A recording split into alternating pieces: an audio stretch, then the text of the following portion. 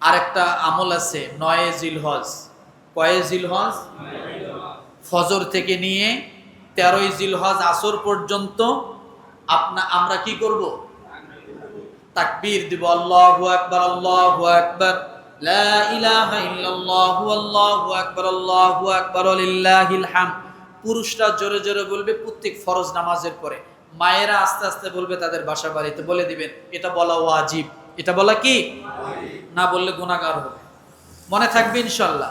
তাহলে 9 জিলহজ ফজর থেকে নিয়ে 13 জিলহজ আসর পর্যন্ত মোট কত ওয়াক্ত? 23 ওয়াক্ত। এটা কিন্তু ওয়াজিব আমল। মনে থাকবে ইনশাআল্লাহ। আলহামদুলিল্লাহ। এই সপ্তাহে তো আপনারা বাড়ি যাবেন, তাই না? কবে যাবেন বাড়ি? 2-1 দিন পরে, তাই না? বাড়ি যাবেন আলহামদুলিল্লাহ। বাবা মা না থাকলে বাবা মার কবরটা জিয়ারত করবেন। গাড়িতে যখন উঠবেন সূরা ফাতিহা পড়বেন, আয়াতুল কুরসি পড়বেন, দোয়া কালাম পড়ে এরপরে আপনি কি করবেন? গাড়িতে উঠবেন। সফরের কিছু আদব আছে, কিছু সুন্নাত আছে। আমরা কি করি? যখন গাড়িতে ওঠার আগেই হেডফোনটা গলার মধ্যে ঝুলাই নিছি। কি ফোন ঝুলানো? হেডফোন ঝুলানো। উদ্দেশ্য কি? ওয়াজ শোনে। কি শোনে? গান শোনে। এই জন্য দোয়া কালাম করে গাড়িতে উঠবো। হেফাজতের মালিক কে? আল্লাহ তাআলা।